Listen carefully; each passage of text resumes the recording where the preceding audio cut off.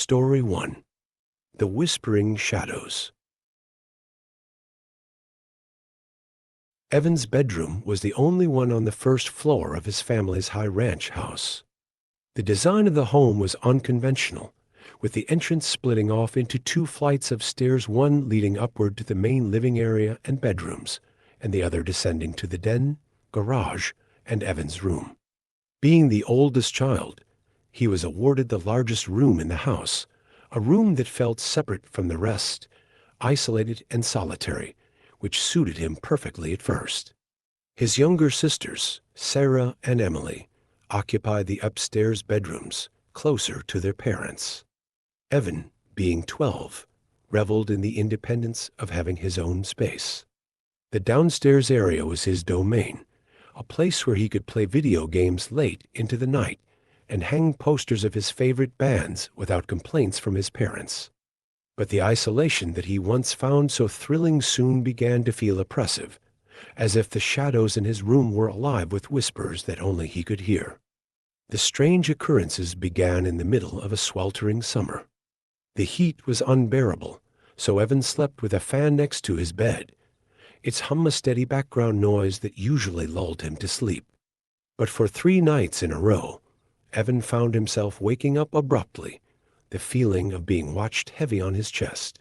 Each time, he would lie there, heart pounding, eyes scanning the dark room for any sign of movement, but there was nothing, only the shadows, deep and impenetrable, and the fan's monotonous whirring.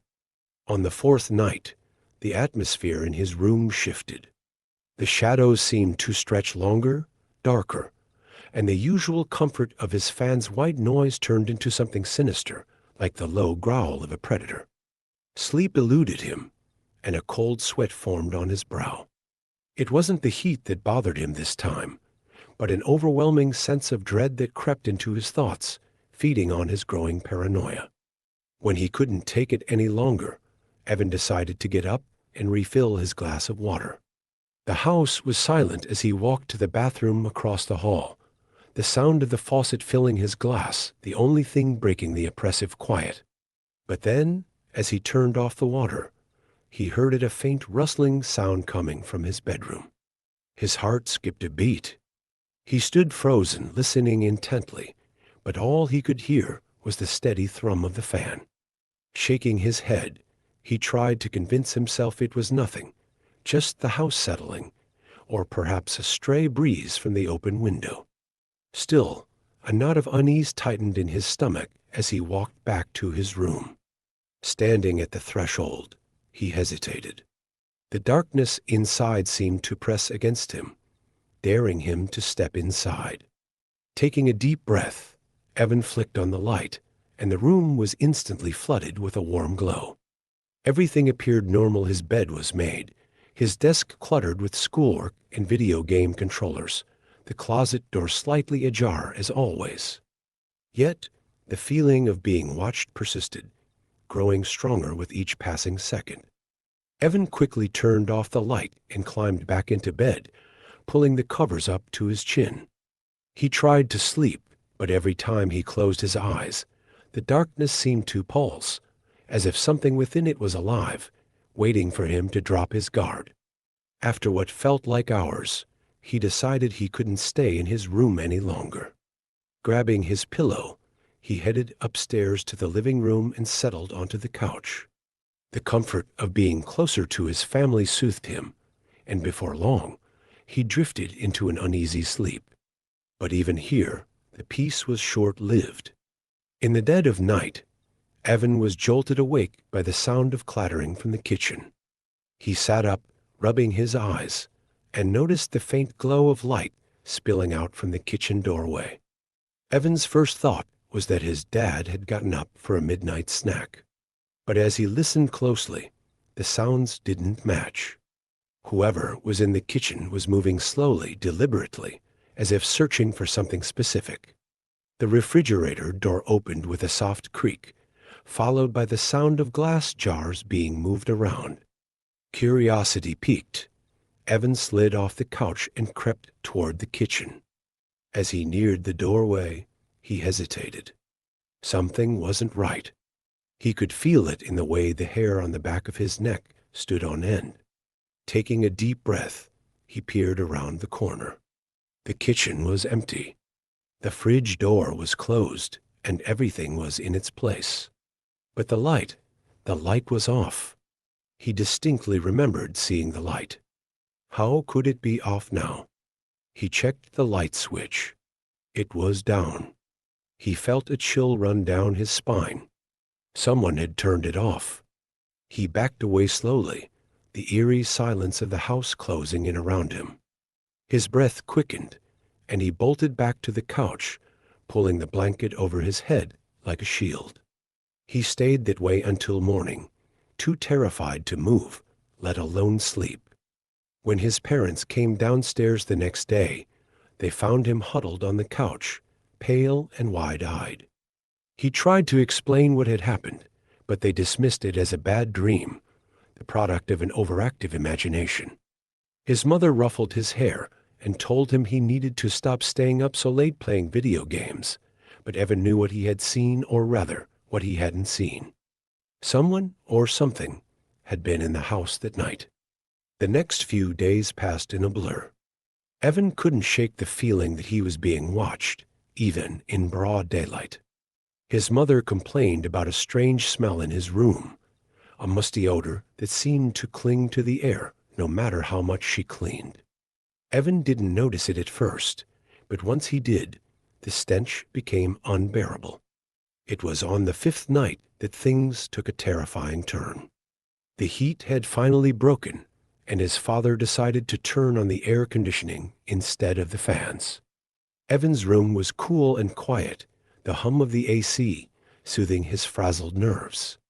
He told himself that everything would be fine now, that the past few nights had just been a series of coincidences.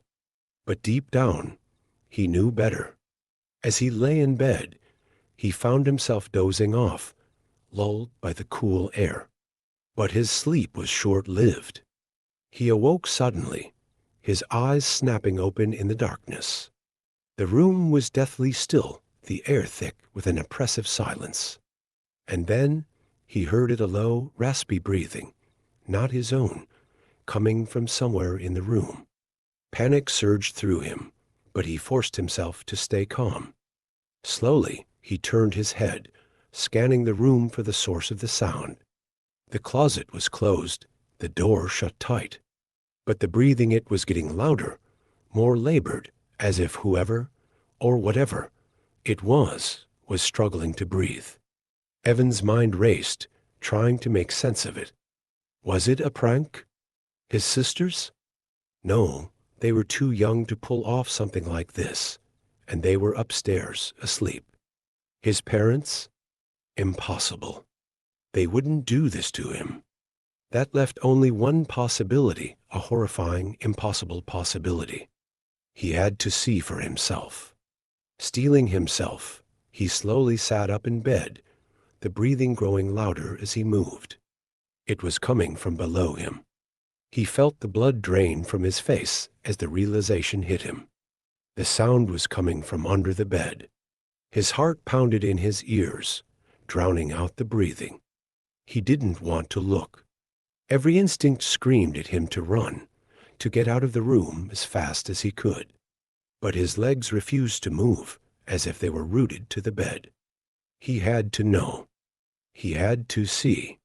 Evan slid out of bed, his feet hitting the cold floor with a soft thud. The breathing stopped abruptly, as if whoever was under there knew he was getting closer. He knelt down, his hand trembling as he reached for the bedspread that hung over the edge.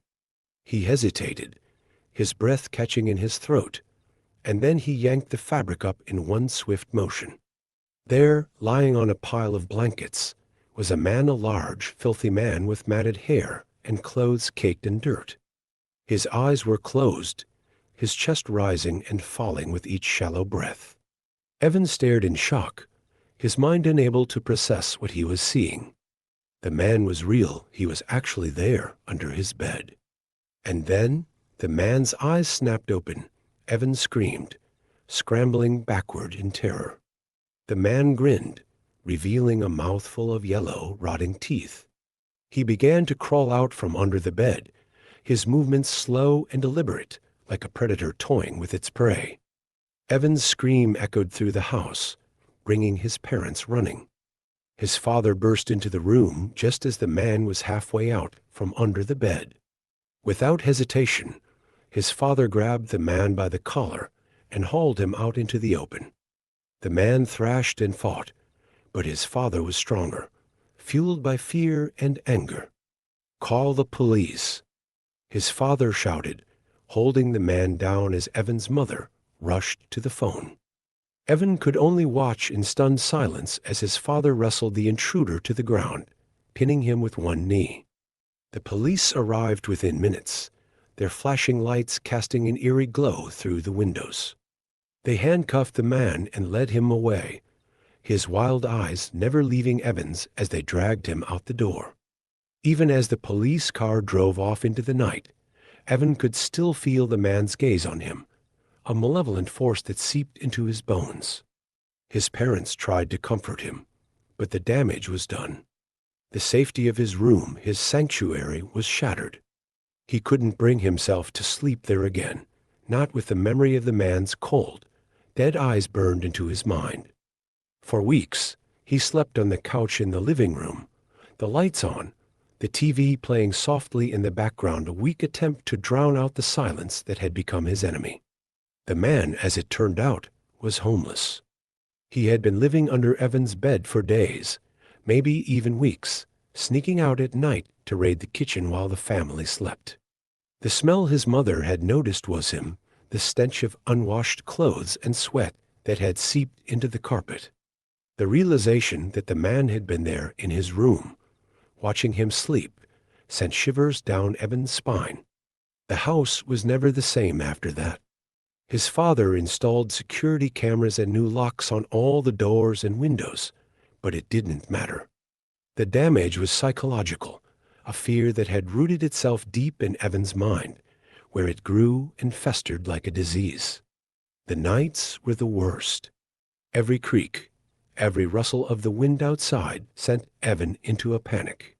He imagined the man crawling out from under the bed, or worse, never leaving at all. He checked under the bed every night, a ritual born of necessity, but the fear remained, gnawing at him from the inside out, and then, one night, the whispers started. At first, they were faint, almost imperceptible, like the distant murmur of a conversation just out of earshot. Evan thought he was imagining it, a trick of his mind, but the whispers persisted, growing louder with each passing night. They seemed to come from the walls, the floor, the very air around him, and no matter how much he tried to ignore them, they burrowed into his brain like parasites. The whispers spoke of darkness, of shadows that lived just beyond the edge of sight. They spoke of hunger, of a need that could never be satisfied, a craving that could only be sated by fear. They called to him, urging him to listen, to understand, to accept the truth that the man under the bed was just the beginning. Evan tried to tell his parents, but they dismissed it as a bad dream, the lingering effects of the trauma he had experienced. But Evan knew better. The whispers were real, and they were growing stronger, more insistent, as if something was trying to break through the barrier between worlds, to reach him, and then, one night, the whispers stopped. Evan lay in bed, his heart pounding in the silence. He strained to hear them, but there was nothing, just the sound of his own breathing, harsh and ragged in the stillness. Relief flooded through him, but it was short-lived. Because in the silence, he heard something else, something far worse, a soft, scraping sound, like nails on wood. Evan's blood ran cold. The sound was coming from beneath his bed. He wanted to run, to scream, but his body wouldn't respond. He was paralyzed, frozen in place as the scraping grew louder, closer. And then, slowly, the bed began to shake. Evan squeezed his eyes shut, praying it would stop, that he would wake up and find it was all a nightmare. But the shaking continued, more violent now, as if something beneath the bed was trying to claw its way out. With a surge of adrenaline, Evan threw himself off the bed and bolted for the door. But as his hand reached for the knob, the bed suddenly lifted off the ground. Crashing against the wall with a deafening bang, Evan screamed, yanking the door open and stumbling into the hallway. He didn't look back as he ran upstairs to his parents' room, his breath coming in short, panicked gasps. He pounded on their door, screaming for them to wake up. His father threw open the door, bleary-eyed and confused, but Evan didn't stop. He pushed past him, diving into the safety of their bed, curling into a ball beneath the blankets. His parents tried to calm him down, to get him to explain what had happened, but all he could do was sob, his body shaking with fear. When his father went downstairs to check Evan's room, he found it in shambles. The bed was overturned, the mattress ripped to shreds, the walls scratched and gouged as if something had tried to claw its way through. But there was no sign of the man or anyone else in the room. The police were called again, but they found nothing, no fingerprints, no footprints, no evidence that anyone had been there. They chalked it up to a break-in, a random act of vandalism, but Evan knew the truth. The whispers had stopped because whatever was trying to reach him had finally succeeded. The man under the bed had been the gateway, the first step in a much larger, more terrifying plan. Something dark and ancient had found its way into his home, and it was hungry. Evan's family moved out of the house a few weeks later, unable to bear the fear and uncertainty that had taken root there. But even in their new home, far from the place where it all began, Evan couldn't escape the feeling that he was being watched. The shadows followed him, lurking just out of sight, whispering to him in the dead of night, and sometimes, when the house is quiet and the darkness is deep, he can still hear the soft, raspy breathing beneath his bed. Story 2. The Haunting of Ilikiluki Forest. The year was 1942, and the world was engulfed in the flames of war. The Soviet Union, struggling to fend off the relentless advance of the German forces, had seen its share of horrors. The Battle of Ilikiluki, though not as renowned as Stalingrad or Kursk, had been just as brutal. The ground was stained with the blood of countless soldiers, both Soviet and German, and the air reeked of death. Among the survivors of this hellish confrontation was Lieutenant Andrei Mikhailov, a seasoned soldier who had witnessed the unimaginable and lived to tell the tale. Andrei, along with his comrades, was stationed in a small, decrepit village near the edge of the Ilikiluki forest, a place that had gained an ominous reputation among the locals. They spoke in hushed tones about the cursed woods, warning of strange occurrences and unexplained disappearances. The soldiers, hardened by war, dismissed these tales as the superstitions of frightened peasants. But Andrei, though he would never admit it to his men, couldn't shake the uneasy feeling that gnawed at him whenever he glanced toward the dark, brooding trees. It was a bitterly cold evening, the kind that chills you to the bone no matter how many layers you wear. The men had taken refuge in one of the few undamaged buildings in the village, a small, dimly lit house that barely provided any warmth.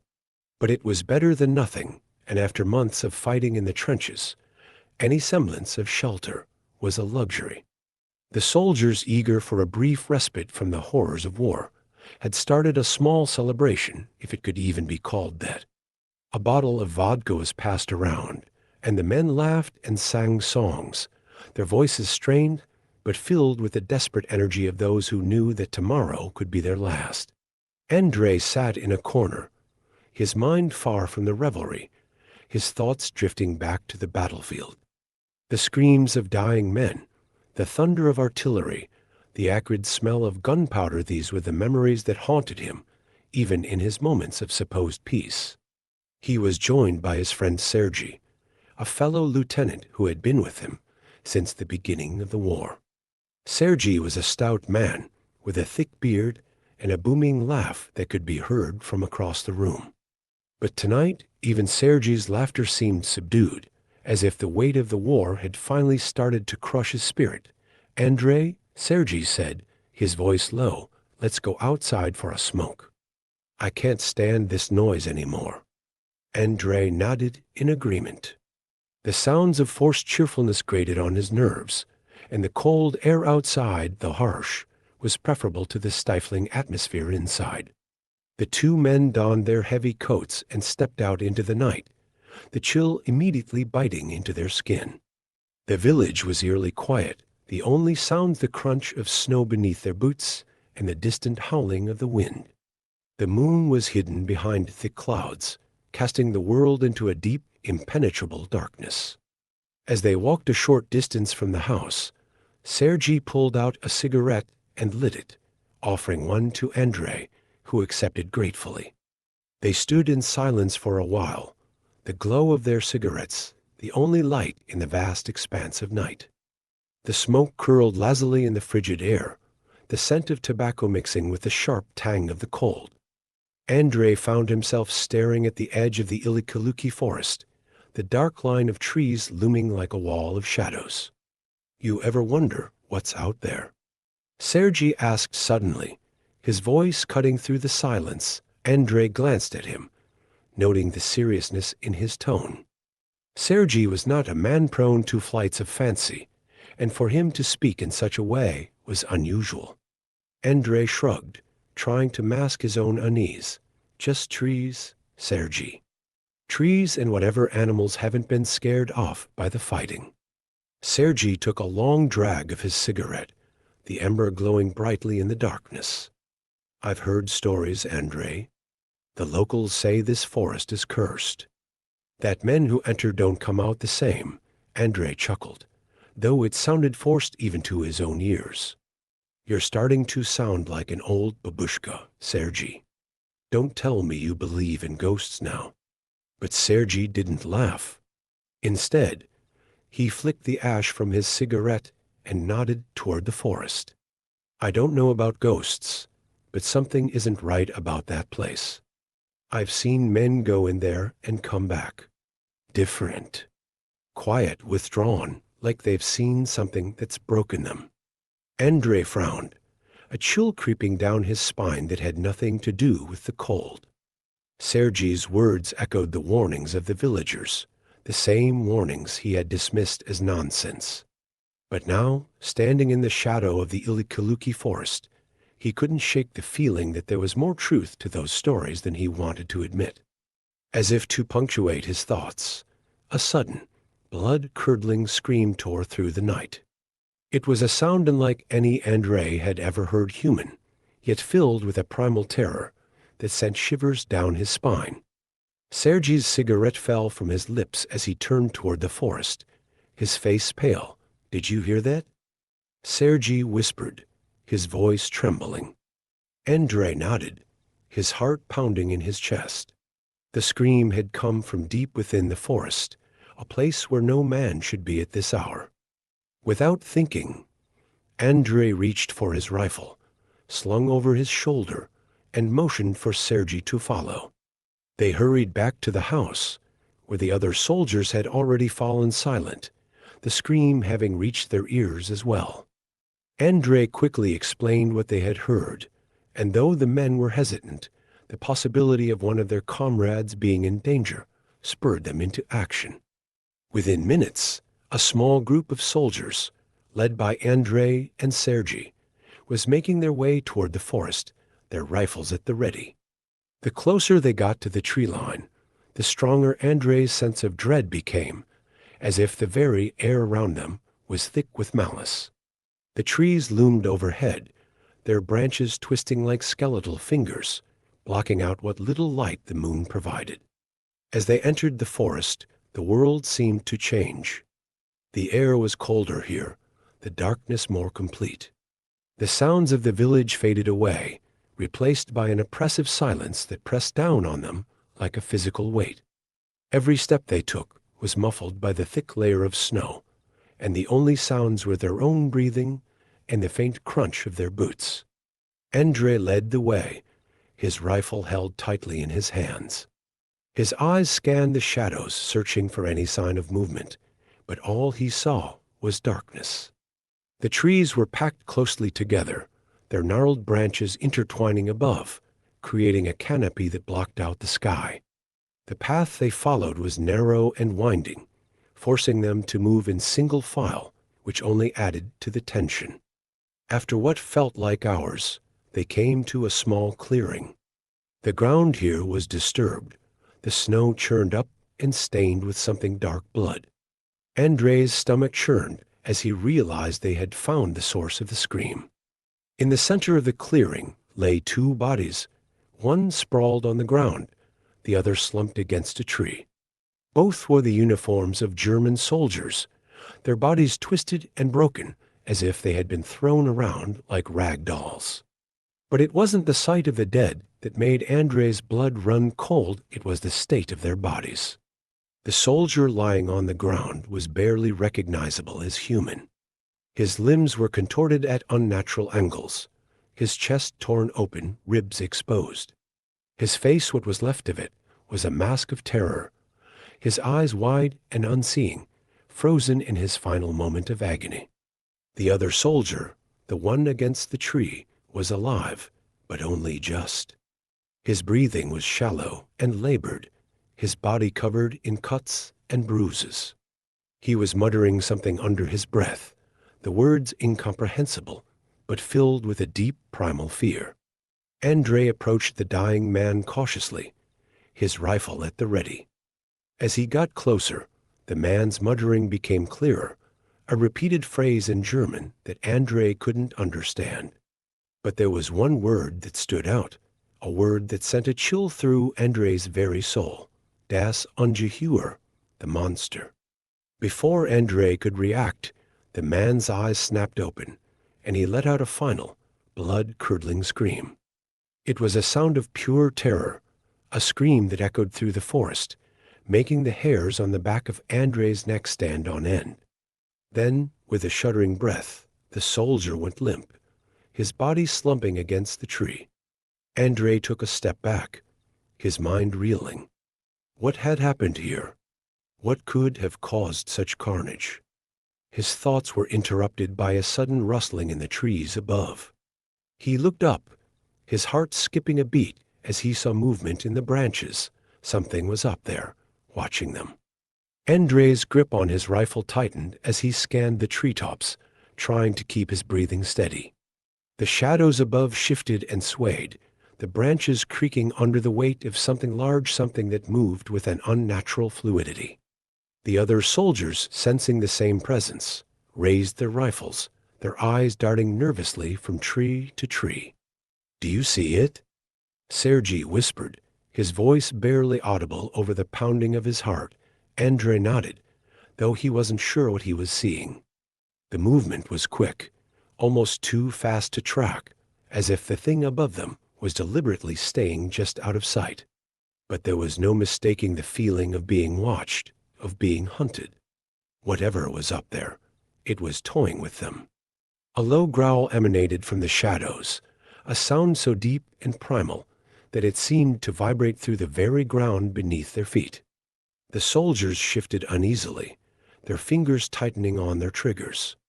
Andre swallowed hard, his mind racing. They needed to get out of there, but the way back was now blocked by the creature lurking above.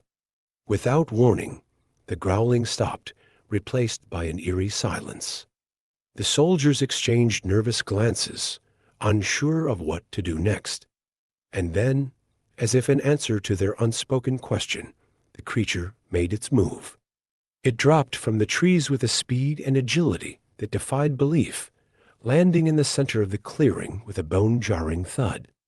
The impact sent a shockwave through the ground, causing the soldiers to stumble. Andre barely managed to keep his footing, his rifle snapping up to aim at the creature, but what he saw made his blood turn to ice. The thing that stood before them was not human, not anymore.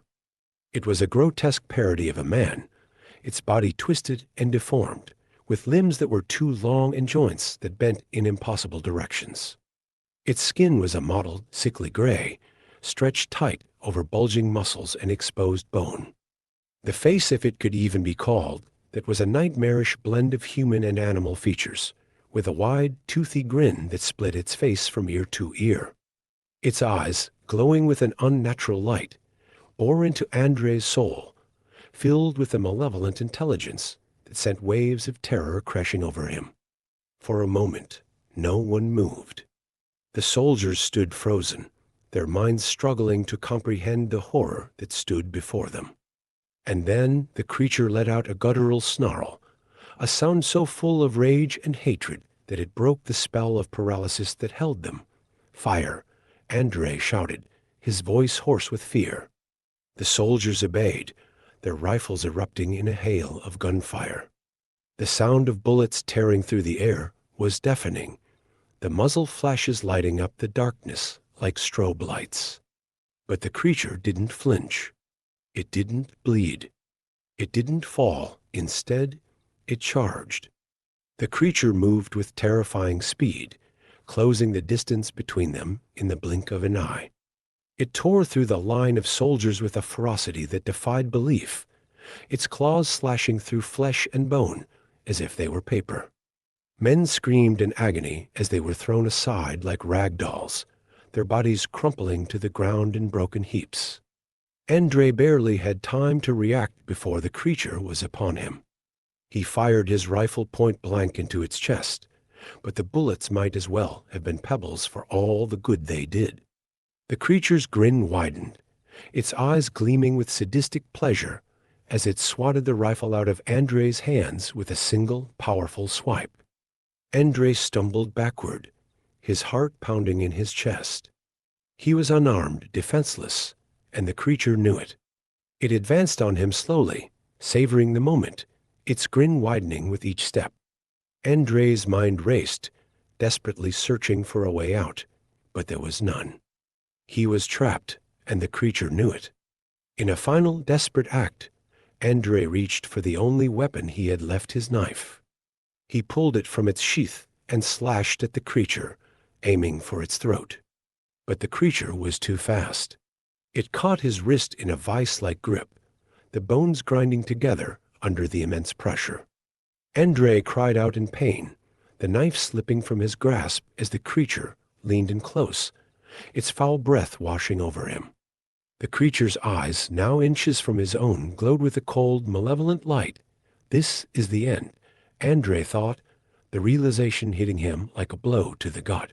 He was going to die here, in this cursed forest, at the hands of this abomination. But just as the creature was about to strike, a sudden burst of gunfire erupted from behind it. The creature's body jerked violently as bullets tore into its back, and it let out a roar of rage and pain. It released Andre, spinning around to face the new threat. Sergei stood at the edge of the clearing, his rifle smoking from the rapid fire. His face was set in a grim mask of determination, his eyes locked on the creature with a steely resolve. He didn't stop firing, emptying the rest of his magazine into the creature's back. The creature howled in fury, its body convulsing as the bullets ripped through it. For a moment, it seemed like Sergei's attack had worked, that the creature was finally going down. But then, with a final, enraged roar, the creature lunged at Sergei, covering the distance between them in a heartbeat. Sergei didn't have time to react. The creature's claws slashed through his chest, and he fell to the ground with a gurgling cry, blood pouring from the wound. The creature stood over him, its eyes blazing with triumph as it prepared to deliver the killing blow. "No," Andre screamed, his voice raw with desperation. He lunged forward, grabbing the fallen knife from the snow. With a roar of his own, he drove the blade into the creature's back with all the strength he had left. The creature let out a deafening screech, its body spasming as the knife sank deep into its flesh. Andre twisted the blade, driving it deeper, and the creature thrashed wildly, its claws slashing through the air as it tried to dislodge the weapon. But Andre held on, his teeth gritted against the pain in his wrist. He could feel the creature weakening, its movements growing more sluggish with each passing second. Finally, with a final, shuddering breath, the creature collapsed to the ground, its body twitching as the life drained from it. Andre staggered back, panting heavily, his body trembling with exhaustion and adrenaline. The creature lay motionless in the snow, its body slowly dissolving into a pool of black, viscous liquid that seeped into the ground. Andre stared at the spot where the creature had fallen, his mind struggling to process what had just happened. The forest was silent once more, the only sounds his ragged breathing and the distant howl of the wind. He forced himself to move, his legs feeling like lead as he stumbled over to Sergi's side. Sergi was still alive, but barely. His breath came in shallow, pained gasps, and blood oozed from the deep gashes in his chest. "Andre," Sergi whispered, his voice weak. "I'm here," Andre said, his throat tight with emotion. He knelt beside his friend, taking his hand in his own. Sergi's eyes flickered, struggling to stay open. Did we kill it?" Andre glanced at the spot where the creature had fallen, now nothing more than a dark stain on the snow. He nodded. "It's dead, Sergi. You saved us." A faint smile tugged at Sergi's lips. Good. His eyes began to close, his grip on Andre's hand loosening. "I'm so tired." "Stay with me, Sergi," Andre pleaded, his voice trembling. "We'll get you back to the village." "You'll be okay," but Sergi was already gone. His eyes closed, his body going limp as the last breath left his lungs. Andre sat there in the snow, cradling his friend's lifeless body, tears streaming down his face. The battle was over, but the cost had been too high. Sergi, his friend, his brother in arms, was gone. He didn't know how long he sat there, the cold seeping into his bones, the grief overwhelming him. But eventually, he forced himself to his feet, knowing that he couldn't stay in that cursed forest any longer. With great effort, Andre lifted Sergi's body and began the long, painful trek back to the village. The forest seemed to close in around him, the shadows pressing down on him like a suffocating blanket. But he kept moving, driven by the need to get out, to escape the horrors that lurked in the darkness. When he finally emerged from the trees, the village was eerily quiet, the celebration long over. The surviving soldiers who had stayed behind came rushing out to meet him, their faces filled with relief and sorrow as they saw the burden he carried. Andre barely registered their words as they helped him lay Sergi's body down, his mind numb from exhaustion and grief. The villagers who had watched the scene unfold from a distance whispered among themselves, their eyes filled with fear and awe. They knew the truth now. The stories of the Ilikiluki forest were no mere superstition. There was something dark and malevolent in those woods, something that preyed on the living, feeding on their fear and despair. The village elder, a frail old man with a weather-worn face, approached Andre, his eyes filled with a sorrowful understanding. He placed a gnarled hand on Andre's shoulder, his voice a low murmur that seemed to carry the weight of centuries. "You have encountered the ancient curse of this land," the elder said, his voice barely above a whisper. "The Ilikiluki forest has been tainted for generations, long before the wars of men. The creature you faced was no ordinary beast, but a manifestation of the darkness that has festered here for ages." Andre, still reeling from the horrors of the night, looked into the elder's eyes, searching for answers. What was that thing? Why did it attack us? The elder sighed deeply, his breath a cloud in the frigid air. It is said that the forest was once home to a powerful shaman, a man who delved too deeply into the dark arts, seeking to harness the power of the spirits. He was consumed by his own ambitions, and in his quest for power, he unleashed something terrible, a force that corrupted the land and turned it into a place of nightmares. The villagers around them listened in silence, their faces etched with fear and respect for the elder's words. The old man continued, his voice growing softer, as if the telling of the tale itself was a burden. The shaman's spirit became one with the darkness he had summoned, and the creature you saw was but one of the forms it can take. It feeds on the fear and despair of those who enter the forest, using their emotions to grow stronger. You and your comrades were not the first to encounter it, and you will not be the last. Andre's mind raced, trying to comprehend the implications of what the elder was saying. He had always dismissed such stories as mere superstition, but after what he had witnessed, he could no longer deny the truth. The Ilikiluki forest was cursed, and its darkness was very real. What can be done? Andre asked, his voice thick with emotion. How can we stop it? The elder shook his head slowly, his expression grim. The darkness cannot be stopped by mortal hands. It is beyond our power to destroy. All we can do is avoid the forest and warn others to stay away. The shaman's spirit is bound to the land, and as long as the forest stands, so too will the curse. The weight of the elder's words settled heavily on Andre's shoulders. There was no victory to be had here, no triumph over evil. The battle they had fought was not against an enemy that could be defeated, but against a force of nature, ancient and implacable. Andre nodded slowly, accepting the reality of the situation. I understand, he said quietly. But what about the men who died here tonight? What about Sergi? The elder's gaze softened, and he placed his hand over his heart in a gesture of respect. They will be remembered as heroes, for they faced the darkness and lived to tell the tale. As for your friend Sergi, his sacrifice was not in vain. He fought bravely to protect you and the others, and for that, his spirit will find peace. Andre bowed his head, the grief and exhaustion finally catching up to him. The elder's words were a small comfort, but they did little to ease the pain of losing his friend. Sergi had been like a brother to him, and the thought of going on without him was almost unbearable. The villagers began to gather around the fallen soldiers, preparing to give them a proper burial. Despite the fear that gripped them, they treated the dead with the utmost respect, knowing that they had given their lives to protect the village from the darkness. Andre watched as they worked, his mind numb with fatigue.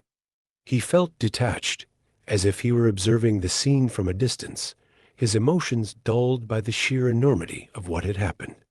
The world had become a darker place, and he was no longer the same man who had entered the forest just hours before.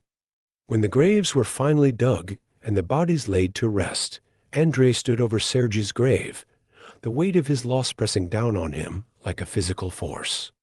He knelt by the freshly turned earth, his hands trembling as he placed Sergi's rifle on top of the grave, a final tribute to his fallen comrade. I'll never forget you, Sergi, Andre whispered, his voice choked with emotion. You were the best of us, and I'll carry your memory with me for the rest of my days. He stayed there for a long time, the cold seeping into his bones, but he barely felt it. The grief was overwhelming, a deep, aching sorrow that consumed him. He knew that he would never truly recover from this loss, that the events of this night would haunt him for the rest of his life. Eventually, the elder came to stand beside him, his presence a quiet comfort. It is time to go, Lieutenant, he said gently. There is nothing more you can do here. Andre nodded slowly, rising to his feet with a heavy heart. He cast one last look at Sergi's grave, committing the site to memory before turning away. The walk back to the village was long and silent, the weight of the night's events hanging over him like a shroud. As the days passed, the memory of the creature in the forest and the horrors he had witnessed began to fade, but they never truly left him. The war continued, and Andre was forced to bury his grief deep inside, focusing on the battles that lay ahead. But every night, when he closed his eyes, the darkness of the Ilikiluki forest would return to him, bringing with it the echoes of the past. Years later, Long after the war had ended, Andrei would still find himself waking in the middle of the night, his heart racing. The memory of the creature's glowing eyes burned into his mind. He knew that the darkness of the forest was still out there, waiting, watching. And though he had survived that fateful night, he would never escape the fear that it had instilled in him. The Ilikiluki forest remained untouched, its secrets hidden from the world. The villagers continued to live in its shadow, their lives shaped by the knowledge of the curse that lay within. They knew better than to venture into the woods, and they passed their warnings down through the generations, ensuring that the darkness remained confined to its ancient prison. But for Andrei, the curse was not confined to the forest. It lived on in his memories, in the scars that would never heal. The shaman's spirit had left its mark on him, a reminder that some battles could never be won, and that some evils were beyond human comprehension. And so, Andrei lived out his days with the knowledge that the darkness was always there, lurking just beyond the edge of sight. He had faced it once, and he had survived, but he knew that the darkness had not forgotten him. It was patient, and it would wait, because in the end, the darkness always wins. Story 3. The Man at the Edge of the Woods. Morgan and Jake had been together for 6 years when they decided to move out of the city and into a quieter, more rural setting. The hustle and bustle of urban life had worn on them, and they longed for a place where they could breathe fresh air, see the stars at night, and perhaps most importantly, find peace. When they found a small, charming house on the outskirts of a sleepy town, it seemed like a dream come true. The house was everything they had wanted: quaint, cozy, and surrounded by nature. It sat at the end of a long, winding road, bordered by a dense forest on one side and a sprawling, open field on the other. The nearest neighbor was a kindly older couple who lived about a quarter of a mile away, and beyond that, there was nothing but trees and rolling hills as far as the eye could see. From the moment they moved in, Morgan and Jake felt a sense of relief, as if the weight of the city had finally lifted from their shoulders. They spent their days unpacking, arranging furniture, and making the house their own. It wasn't long before they had settled into a comfortable routine, enjoying the tranquility that their new home offered. But as the weeks went by, Morgan began to notice something strange. It started with small, seemingly insignificant things: a misplaced item, a door left open that she was sure she had closed, a creaking floorboard in the middle of the night. She brushed these incidents off, attributing them to the stress of the move or the quirks of an old house. But then, one evening, something happened that she couldn't explain away. Jake was working late, leaving Morgan alone in the house.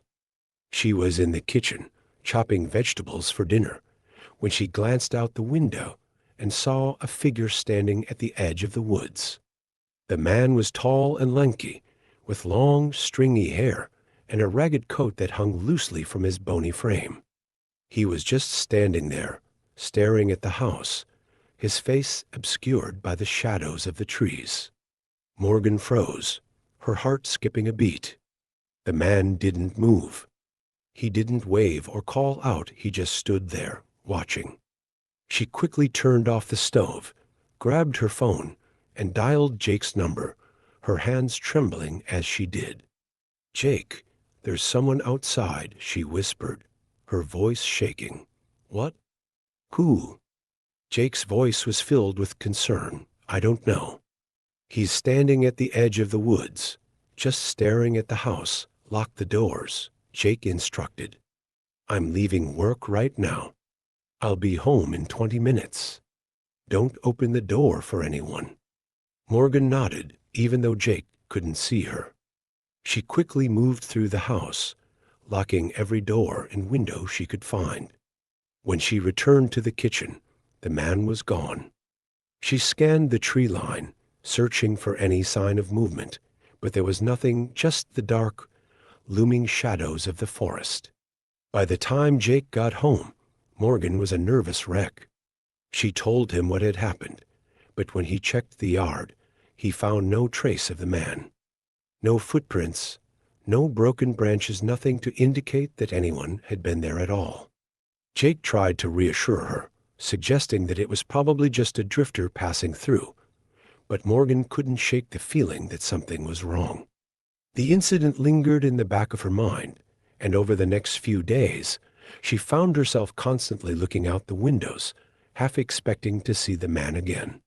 But as the days turned into weeks, and then months, with no further sightings, she began to relax. Life returned to normal, and the memory of the strange man started to fade, but the peace was short-lived. It was a Friday night, and Jake and Morgan were relaxing on the couch, watching a movie. The house was warm and cozy, the kind of place where you could easily fall asleep in front of the fire. They were halfway through the film when they heard a soft tapping on the glass.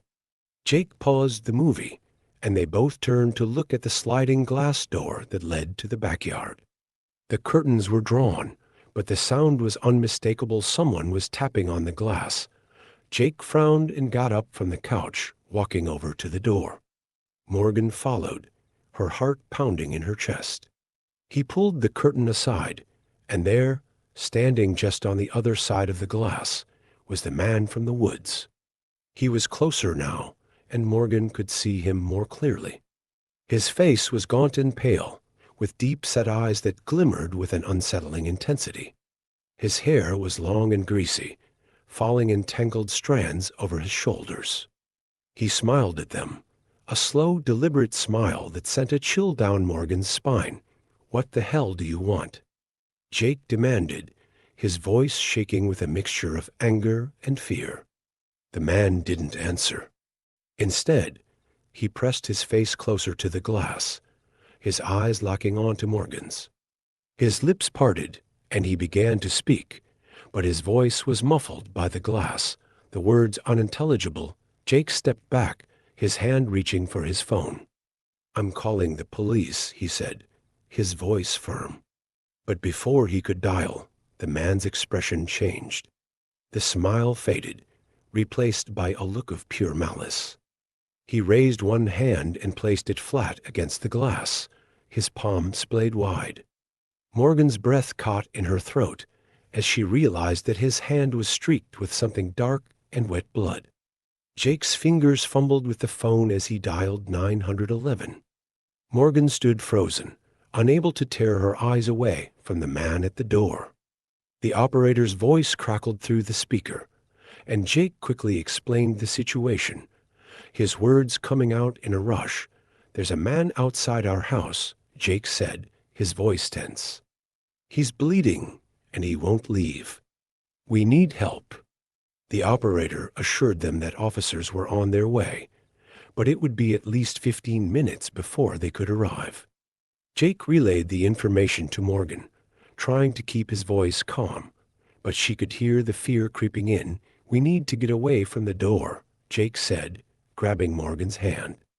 "Come on, let's go to the bedroom and lock ourselves in until the police get here." Morgan nodded, her heart racing as they backed away from the glass door. But before they could turn to leave, the man slammed his hand against the glass with a loud thud, causing both of them to jump. His eyes were wild now, his face twisted into a grotesque mask of rage. "Jake," Morgan whispered, her voice trembling. "We need to go now." They turned and ran down the hallway, their footsteps echoing in the silence of the house. They reached the bedroom and slammed the door shut, locking it behind them. Jake quickly grabbed a chair and wedged it under the doorknob, adding an extra layer of security. They huddled together on the bed, their breaths coming in short, panicked gasps. The house was eerily quiet, the only sound the faint ticking of the clock on the wall. Minutes passed, each one stretching into an eternity, as they waited for the sound of sirens, but the sirens never came. Instead, they heard the faint creak of floorboards, the sound of footsteps moving through the house. Morgan's heart skipped a beat as she realized that the man was inside. How did he get in? She whispered, her voice barely audible. "I don't know," Jake replied, his face pale. "Maybe one of the windows." The footsteps grew louder, closer. Morgan clutched Jake's arm, her mind racing. They had to do something, but what? They were trapped in the bedroom, with no way out except through the door, and the man was just on the other side. Jake grabbed his phone and dialed 911 again, his hands shaking. But this time, the call wouldn't go through. The screen flickered, then went black. The battery dead. "No, no, no," Jake muttered, frantically trying to turn the phone back on. But it was useless. Morgan's mind was spinning. They were on their own, with no way to call for help. She looked around the room, searching for anything that they could use to defend themselves. But the only thing she saw was a small decorative mirror on the dresser. The footsteps stopped just outside the bedroom door. Morgan held her breath, her heart pounding in her ears. The silence was deafening, oppressive, as if the very walls of the house were closing in on them, and then, slowly, the doorknob began to turn. Jake grabbed the mirror from the dresser, his hands shaking as he held it in front of him, like a shield. The doorknob turned all the way, and the door creaked open a fraction of an inch. Morgan's breath caught in her throat. She could see a sliver of the hallway beyond, dark and empty. But she knew that the man was there, just out of sight, waiting. Jake tensed, ready to strike with the mirror if the man came through the door. But instead, the door slowly swung shut again, the doorknob clicking back into place. They sat in stunned silence, their minds struggling to process what had just happened. The man had been right there, inches away, but he hadn't come in. Why? Before they could make sense of it, the lights in the room flickered, then went out, plunging them into darkness. Morgan stifled a scream, her heart racing as she clutched Jake's arm. "What's happening?" she whispered, her voice trembling. "I don't know," Jake replied, his voice just as shaky. "Maybe the power's out." But even as he said it, they both knew it wasn't true. This was something else, something far more sinister. The darkness was suffocating, pressing in on them from all sides. Morgan could hear Jake's breathing, rapid and shallow, as he fumbled for the flashlight they kept in the nightstand drawer. When he finally found it, he clicked it on, the beam of light cutting through the darkness, but the relief was short-lived. The light flickered, then went out, leaving them in darkness once more. Damn it. Jake cursed, shaking the flashlight. But it was no use. The footsteps resumed, but this time they were accompanied by a low, guttural growl, a sound that made Morgan's blood run cold. It was a sound that no human should be able to make, a sound that belonged to something far more primal, far more dangerous. And then the voice came. A deep, raspy voice, filled with malice, echoing through the house. It was speaking in a language that Morgan couldn't understand, a language that seemed to reverberate through the very walls of the house, shaking the foundation. Jake and Morgan huddled together, their hearts pounding in terror. They couldn't see the man, but they could feel his presence, like a dark cloud hanging over them, suffocating them. The voice grew louder, more insistent, as if it were trying to break through the barriers of reality. The walls seemed to pulse with the sound, the air growing thick and heavy, making it hard to breathe. Morgan squeezed her eyes shut, trying to block out the sound, but it was no use. The voice was everywhere, inside her head, in her very soul.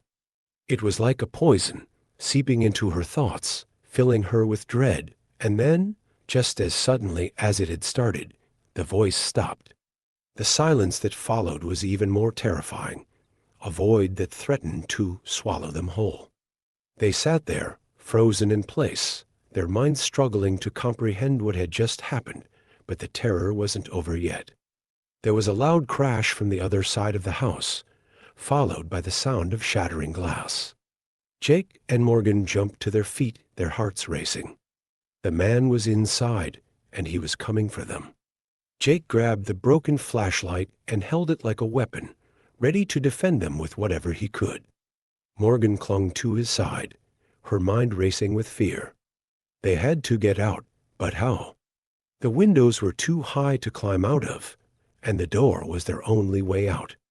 And then they heard the sound of heavy footsteps, thudding against the floorboards, coming closer and closer. The man was making his way through the house, smashing through anything that stood in his way. The door to the bedroom shook as something slammed against it, the force of the blow sending cracks spider-webbing through the wood. Morgan let out a small whimper, her fear threatening to overwhelm her. The door shook again, this time harder, and the cracks deepened. Jake tightened his grip on the flashlight, his knuckles white. He knew it wouldn't be enough, but it was all they had, and then, with a final, deafening crash, the door burst open. Morgan screamed, the sound echoing through the house as the man stepped into the room. But it wasn't the same man she had seen before. He was taller now, his body twisted and contorted, his skin a sickly gray. His eyes glowed with an unnatural light, and his mouth was twisted into a grotesque grin. He moved with a fluidity that defied logic, his limbs stretching and bending in impossible ways as he advanced on them. The growl that emanated from him was low and guttural, vibrating through the air like a physical force. Jake swung the flashlight at the man, but it passed through him as if he were made of smoke. The man laughed, a sound that sent chills down their spines, and reached out with one long, twisted arm. Morgan backed away, her breath coming in short, panicked gasps. The walls of the room seemed to close in on her, the air growing thicker, making it hard to breathe. Jake swung the flashlight again, but it was no use. The man was unstoppable, an embodiment of pure terror. He reached out and grabbed Jake by the throat, lifting him off the ground with ease. Jake struggled, his hands clawing at the man's arm, but his strength was no match for the creature. Morgan watched in horror as the man tightened his grip, squeezing the life out of her husband. "No," she screamed, rushing forward. But before she could reach them, the man turned his glowing eyes on her, and she froze in place, her body paralyzed with fear. The man's grin widened, and he threw Jake across the room with a casual flick of his wrist. Jake hit the wall with a sickening thud and crumpled to the floor, unmoving. Morgan's heart pounded in her chest as the man turned his full attention on her. His eyes bore into her, filling her mind with images of darkness and despair. She wanted to run, to scream, but she couldn't move. She was trapped, caught in the grip of the man's unholy power. He reached out to her, his fingers long and twisted, the tips blackened and cracked. She felt a cold, searing pain as his hand touched her skin, as if his very touch was burning her soul, and then everything went black. Morgan didn't know how long she was unconscious. When she finally opened her eyes, she was lying on the floor of the bedroom, the air thick with the stench of blood and decay. She pushed herself up, her body aching all over, and looked around. The room was in shambles, the walls cracked and splintered, the furniture broken and scattered. But there was no sign of the man. Her eyes fell on Jake, lying motionless on the floor. She crawled over to him, her heart breaking as she saw the bruises and cuts that marred his skin. "Jake," she whispered, her voice cracking. "Jake, please wake up." But there was no response. She checked his pulse, but it was weak, barely there. Tears streamed down her face as she cradled his head in her lap, whispering to him, begging him to stay with her. The sirens finally arrived, the sound piercing the night as the police and paramedics rushed into the house. They found Morgan sobbing over Jake's unconscious body, the room around her a scene of unimaginable horror, The paramedics worked quickly, stabilizing Jake and rushing him to the hospital. Morgan went with them, her mind numb with shock and grief. Jake survived, but he was never the same. The doctors said it was a miracle that he was still alive, but his injuries left him with permanent damage. He never spoke of what happened that night, and Morgan never pressed him. The memories were too painful, too terrifying to revisit. They moved out of the house as soon as Jake was well enough, leaving behind the place that had become a nightmare. They never spoke of the man again, never told anyone what really happened that night. But Morgan knew, deep down, that the man was still out there, lurking in the shadows, waiting for his next victim. And every time she closed her eyes, she could still see his glowing eyes, still hear his voice, whispering to her from the darkness. Hey there, it's Mr. Night Horror. If you enjoyed this eerie journey and want to dive deeper into the shadows with us, don't forget to subscribe and hit the notification bell. Thanks for watching, and I'll be back with more spine-chilling tales tomorrow.